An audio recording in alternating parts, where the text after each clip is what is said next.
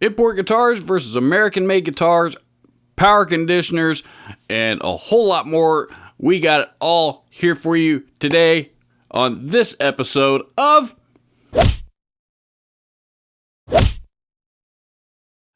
Ask RGD. If this is the first time you have ever seen an episode of Ask RGD, the rules here are very, very simple.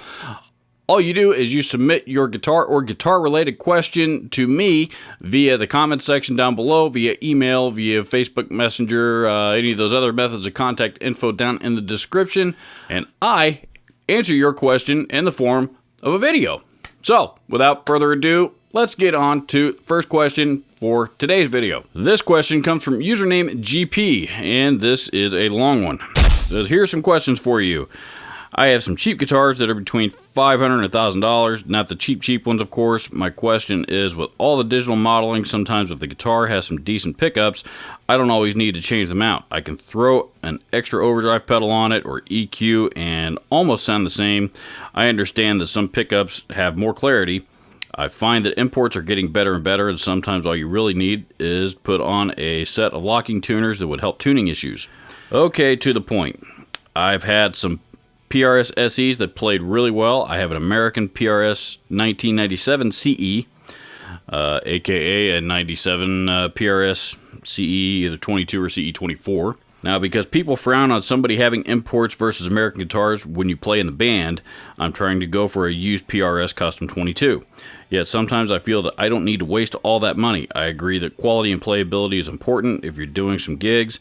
If you have good units like the Line 6 Helix or Fractal AX8 or some of those other effects units, I think you can be able to use a lot of these lower quality and expensive guitars. Keep in mind, I'm not talking about a couple $100 guitars here. I'm talking about the $500 to $1,000, maybe a little over $1,000. What is your opinion on this? Wow, a lot to unpack here with this one. Oh man, where do I even start? Okay, let's start with the price point that you're talking about. Guitars between $500 and $1,000, that's a nice guitar, in most cases. $500 to $1,000 will buy you a lot of guitar. I went on and on recently about my new Schecter CR6. Matter of fact, I did 2 videos on that guitar. That guitar is $699, and it's fantastic. I like it a lot. What is the difference between American and import guitars? In a lot of cases, it's, it can be a number of things. It can be build quality, it can be, it can be wood selection, it can be electronics, it can be features, additional features on the domestic made instruments, stuff like that. And if that stuff is important to you as a player, then, I say spend the money. If you can find yourself with enough of that, enough of those things that make you happy on an import guitar, then I say save the money. And I think that instance, that decision is going to be different for a lot of different people. One thing that you said in that comment that I kind of had to chuckle at the first time I read it, is that people frown upon using import guitars in the band. And again, I'm assuming that that the band you're playing in is like a local bar band or a cover band or something like that. And in which case, using import guitars being frowned upon, I couldn't disagree more. Whether you're playing in the local bar band or you are touring you're on a worldwide stadium tour, the vast majority of people in your audience don't care what the logo on the headstock of your guitar says. The vast majority of your audience, of any of our audiences, don't care about the logo on the front of our amps. Okay, the only people that care about that care about that stuff in the audience are other musicians and primarily guitar players, and of that percentage of people, the ones that are really going to care are going to be the guitar snobs, and when which is a much smaller percentage, and when you take that small of a percentage compared to the entire audience, that's going to amount to about 4 people. And those 4 people, or whatever that whatever that number might amount to, I am far more. If I got to choose between 4 people and the other, 200 or 300 that are in the audience of who I really want to leave a good impression on and put on a quality performance for, so that they come back and see me again, I am going to focus my energy on the other 200 or 300. Because, like I said, they don't care if my guitar is an import or American made or any of that stuff. They don't care. They care about whether or not they are being entertained. They care about whether they are being entertained, are they enjoying what they're seeing, and are they enjoying what they're hearing. Period. End. Now, for me, running a YouTube channel is awfully time consuming, and as a result, I haven't played a gig now in probably about 2.5 years. I haven't played out in a while now. The day will come when the phone rings or whatever, and I decide that I want to get back out there and start playing again when I have more time on my hands. But for right now, it's not happening anytime soon. And and quite honestly, I'm happy and I am perfectly fine and perfectly content with creating content for YouTube. It's been very, very rewarding for me. That said, when I was still out gigging regularly, I personally had a dollar value on, I had a limit for the most valuable piece of gear that I would take out with me, because at gigs, things get dropped, things get knocked off stands, things unfortunately get stolen, so I would not take anything out to a gig with me that was worth any more than $1,500. $1,500, something happens to it, yeah, it'll suck, but in most cases, it's not irreplaceable. So, for the most part, the $3,000 Gibsons and all, the really, really, expensive and or rare and hard to find stuff stays at home. Why? Because like I said, it's, that stuff that's valuable to, especially valuable to me, and that I don't want anything to happen to. And number 2, most of the audience is not going to care. That is not why they're there. They are not there to check out my guitar collection. So, in my opinion, unless you have an upcoming audition for Slash's next solo gig, in which case, yeah, then you need to bring the expensive stuff. So unless it's something like that, import guitars, I think suffice very, very well. Now, in addressing a couple other things that you said in your comments, me personally, while I used to, change out pickups and tuners and all that kind of stuff on a lot of guitars, I no longer have any interest in buying a guitar that the first thing I got to do when I get it home is start changing out parts. To me, that's completely redundant. So I would rather buy a guitar that already has everything on it that I am looking for in that particular guitar. However, sound-wise, playability-wise, if I'm playing in a bar gig, playing in a cover band, my $700 Schecter would suit me just fine. I don't think whether or not I'm using, my tube amps and and my pedal board versus a Line 6 Helix or a Kemper or something going direct to the mixer, to the soundboard, I don't think that's going to have any bearing whatsoever. Because like I said, if the guitar sounds good and it plays good to me, that is the most important thing. As long as I am playing something that I am comfortable with and I am enjoying, that is what translates to my audience. There seems to be a stigma out there among a lot of guitar players that we have to play certain gear and we have to use certain amps and we have to do a lot of different things a lot of different ways. And the truth is, there are no rules. There never have been. Despite any of the videos I've made, making fun of other groups, of other people who do certain things a certain way or whatever it may be, those are just humor. Those are just for jokes. So, my advice on all of this, do what makes you the most comfortable and makes you the happiest as a musician. And don't let anything else sway that decision, because nobody's going to think any less of you one way or the other.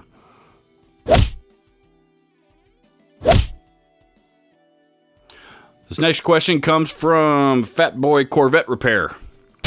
says, what is with the wonky lighting? I like to trigger seizures in my epileptic viewers.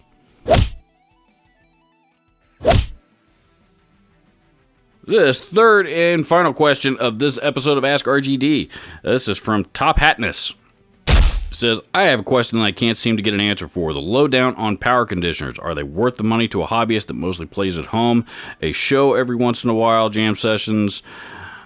Why does there seem to be a rather limited selection to choose from? The wiring in my house is crap. I.e. renting historic neighborhood, and I think it's one of the biggest culprits to my sound. Looking forward to your thoughts on the issue. I actually think power conditioners are very important, particularly in our industry, and our venture. With tube amps and especially for high gain players, we produce stuff that our equipment creates a lot of electrical interference and a lot of noise. So, and especially if you are, even if you're mostly playing at home, if you are in an older home with old wiring, like you mentioned that you are, you mentioned specifically historic neighborhood. The wiring in that house, I'm willing to bet, is probably really, really old. And while I don't know that a power conditioner is going to completely cure that problem, I do have personal experience that it will help. I was renting an apartment once upon a time, and in that apartment, believe it or not, I actually had a B52 AT100 half stack set up in there, and I was able to keep the volume turned down enough to be able to practice without disturbing my roommate or any of the neighbors. Obviously, I didn't crank it up, and everybody was happy and worked out just fine. That said, that building was a little bit older, and my guitar rig plugged into the wall of that apartment. It was not uncommon for ESPN to start coming out through the speakers of my speaker cabinet quite often. Just typical RF interference. I got a power conditioner that time it was a Monster Pro 2500. Monster Cable, who unfortunately are no longer in business, had a really, really good series of power conditioners, and the one that I had was called the Pro 2500. And matter of fact, I still have it today. It's now out in my studio rack. So, do I think they're important? Yeah, because, some of the nicer, the higher end ones, for example, like the Monster Pro series, a lot of the Furmans with the PLMs or the PLCs, stuff like that. There's also another brand out there that's kind of new to that market, and their brand name escapes me. I'll post that down on the screen after it comes to me. But all of those power conditioners all have, number one, they have excellent surge protection in them. And with all of the stuff that we're plugging into them, with tube amps especially, pedal boards, and etc., rack gear, all that stuff that we're running off of these things, that's a lot of juice. So we want to make sure and have some really, really good surge protection, just in case that there is a power surge wherever we're playing. And especially if you're playing out with any kind of regularity, that is getting, there's no way that you can predict when and where that might happen. Weather conditions, all that stuff affecting it. So, the nicer power conditioners do offer that feature. And also, as the name implies, and this was one reason why I really liked the Monster Pro series, they actually have a big magnet on the inside of them that actually cleans the power as it comes out of the wall into the unit itself, and then disperses out to the gear that we're using. And again, while it doesn't completely eliminate RF noise in a lot of instances, it does do quite a bit to lessen it. So yeah, I do think that they are important. Now, again, with Monster having gone out of business here in the last few years, you're right. The pickings are a lot slimmer than they used to be. Furman kind of seems to be at the top of the heap here at the moment. They've got, so Furman, for example, that's what they do. They have models of power conditioners on top of power conditioners. For most purposes, at least most of my purposes that I have ever needed them for, I have found it very, very difficult to justify spending much more than about $300 on one. And power conditioners can vary anywhere from about $50 all the way up to a couple thousand, really, to be honest.